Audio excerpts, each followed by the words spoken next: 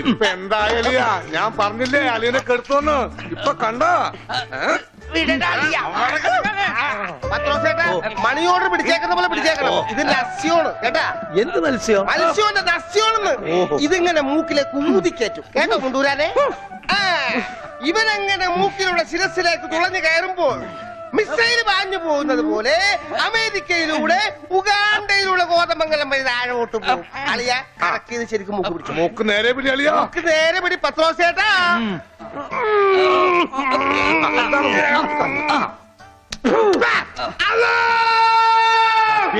പാങ്ക് കൊടുക്കുന്നത് പിന്നെ ശിരസിൽ കയറിയ പള്ളി പണി അടിക്കാൻ പറ്റുവാണ്. അല്ലോ ഇരിക്കൂ, സമാധാനമായിരിക്കൂ. അതൊന്നും കേട്ട് പേടിക്കണ്ട, നസ്യം ചെയ്യുന്നതാണ്. സാധാരണ ഈ ഷോക്ക് ട്രീറ്റ്മെന്റ് കൊടുക്കുന്നതിന് പകരം ആയുർവേദത്തിലുള്ള ഒരു പ്രയോഗമാണ് നസ്യം. സ്മൃതിഭ്രംശം വന്നവർക്ക് അത് കൊടുത്താൽ കഴിഞ്ഞതൊക്കെ ഓർമ്മ വരുമെന്നാണ് ആചാര്യന്മാർ പറയുന്നത്. ഓർമ്മ വന്നു, ഓർമ്മ വന്നു. എനിക്കെല്ലാം ഓർമ്മ വന്നു. കഴിഞ്ഞ ജന്മത്തിൽ നടന്ന എല്ലാ സംഭവങ്ങളും എനിക്ക് ഒറ്റയടിക്ക് ഓർമ്മ വന്നു. ആ നസ്യം എന്റെ നോസിനേക്കാണ് ഊതി കയറ്റിയത്. ഇപ്പൊ ഞാൻ നസ്രാണി അല്ലച്ചോ, നോസ്രാണിയാണ്. എന്റെ കർത്താവേ,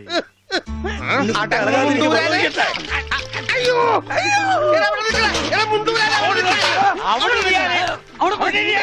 ഇരിക്കടാ അവിടെ, ഇരിക്കുക. 101 കുടം വെള്ളം കോരി തലയിലോട്ട് ഈ കിണറ്റിലെ മുഴുവൻ വെള്ളം എന്റെ തലയിൽ ഒഴിക്കാൻ പോവാണ്. മിണ്ടരുത്.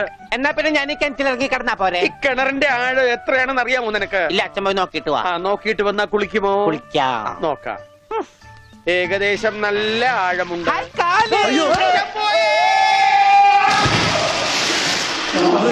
അച്ഛോ,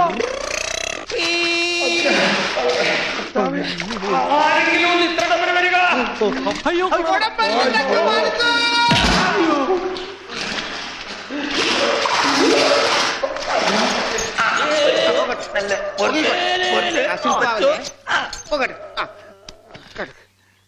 അനക്കല്ലേ ഈ മൺകിരിയുടെ തലേന്നൊന്ന് ഊരിക്കോട്ടെ. കുടത്തിന്റെ ബാക്കി അച്ഛൻ വിഴുങ്ങിയ. അച്ഛന്റെ വയറ്റിൽ ഇത്രക്ക് മത്സ്യസമ്പത്താ.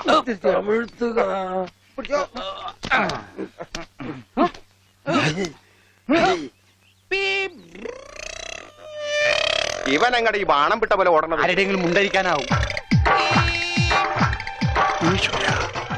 അവൻ പഞ്ചവർണ്ണത്തിന്റെ മുണ്ടു പറിക്കാൻ പോകും.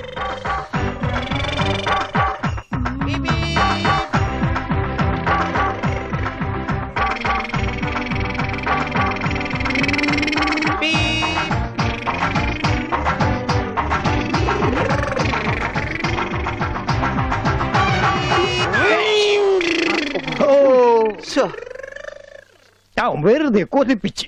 അല്ലേലും ഇവനൊന്നും ആവശ്യത്തിന് ഉപകരിക്കില്ല.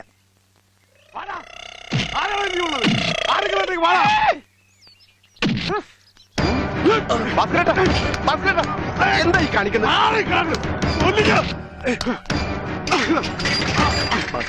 നമുക്ക് കോംപ്രമൈസ് ഇല്ല. അടിയിൽ ഒരു കോംപ്രമൈസ് ഇല്ല. കാണിച്ചതാ. ഈ വര കടന്നു വന്നവരാരും അമ്മയെ കണ്ട് മരിച്ചിട്ടുള്ളതാ. ഈ റൗഡി ഭാസ്കര പുലിയാടാ, പുലി. ഭാസ്കരൻ മുണ്ട് മടക്കി കുത്തിയിട്ടുണ്ടെങ്കിൽ ഇവിടെ ചോരപ്പുഴ ഒഴുകൂടാ.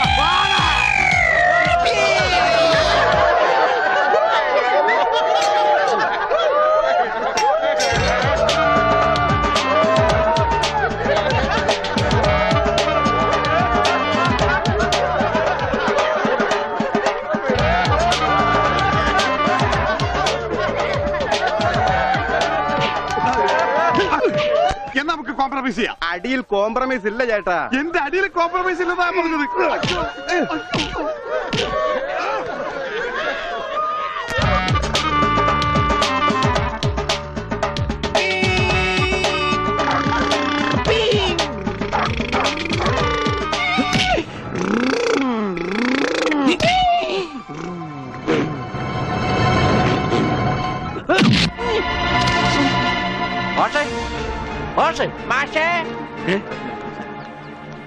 എന്താണ് അച്ഛാ ഇത് കണ്ട?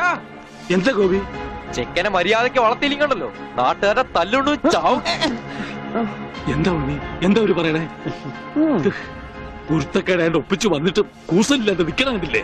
നാട്ടുകാർക്ക് മുണ്ടെടുത്തോണ്ട് നടക്കാൻ പറ്റില്ല വെച്ചാ ഇവിടെ മനുഷ്യർക്ക് നാണോ മാനായിട്ട് ജീവിക്കണം. ഇവനെ പിടിച്ചു പോലെ ചങ്ങലേനും ഞാനിത് എങ്ങനെയാണോ സഹിക്കുക? ഈ വീടിന്റെ മുറ്റത്ത് വന്നിരുന്ന ഒരുത്തർ ഇത്ര കർക്കശമായിട്ട് സംസാരിച്ചിട്ടില്ല. അപ്പൊ സ്വന്തം മോനെ നാട്ടുകാർ കരുതി പിടിച്ച് തള്ളുകയെന്ന് വെച്ചാൽ ഹായ് ആഴെത്ര ഉണ്ട് അച്ഛാ? ഉണ്ണി അച്ഛനെ കരുതി തള്ളിയിട്ടു. ഉവ്വ. ഒന്നുമില്ല. ഞാൻ അരുത്, ആ പാവത്തിനെ അടിക്കരുത്. പറയുന്നത് കേൾക്കൂ, അടിക്കരുത്.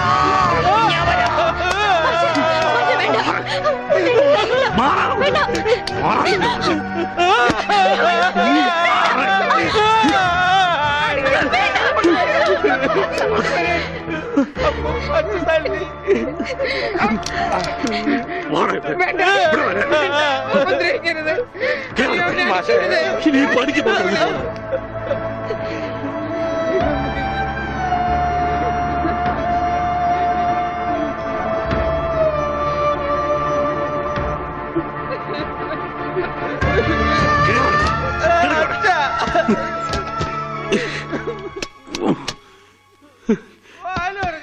വേണ്ടായിരുന്നു, ഇവനെ കണ്ടു കിട്ടണ്ടായിരുന്നു.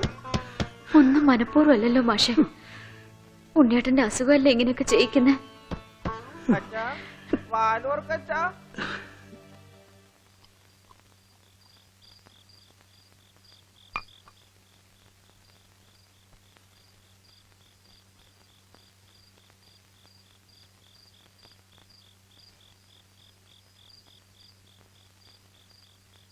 എന്തിനാ ഇങ്ങോട്ട് പോന്നേ?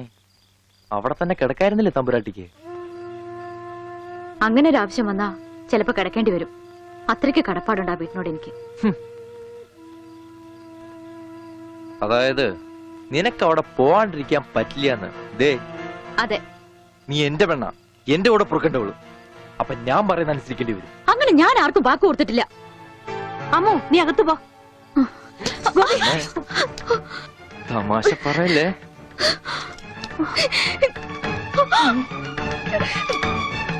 നീ എന്റെ പെണ്ണാണെന്നുള്ളത് നാട്ടുകാരെ അറിയിക്കേണ്ട കാര്യം എനിക്കില്ല. എന്നാലും നാട്ടുകാർ കാണുക എനിക്ക് താലി കെട്ടണം. അതിനെന്നെ കൊണ്ടായില്ലെങ്കിൽ ചാവണതാ ഭേദം, അല്ലെങ്കിൽ നിന്നെ കൊല്ലണം.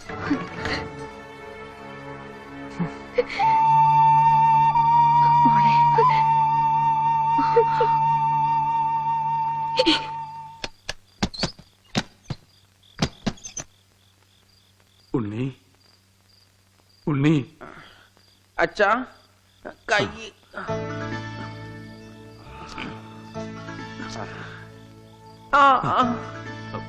അച്ഛൻ തല്ലിയത് മോന് വല്ലാതെ നൊന്തോ? അമ്മ പറഞ്ഞല്ല, അച്ഛൻ തല്ലിയത് ഞാൻ നന്നാവാൻ വേണ്ടിട്ടാണ്. ഞാൻ നന്നായി അച്ഛാ.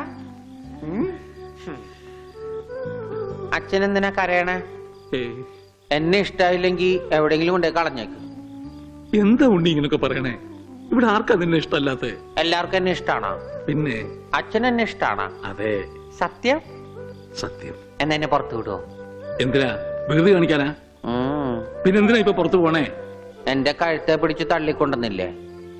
ആര്? ഗോപിക്കുട്ടനോ? ആ, ആ, അവന്റെ മുണ്ട എനിക്ക് പറിക്കണം. എന്നെ അനുഗ്രഹിക്കൂ അച്ഛാ. എന്നെ പുറത്തു വിടൂ, പുറത്തു വിടൂ അച്ഛാ. ഗോപിക്കുട്ടരെ ശരിയാക്കണം.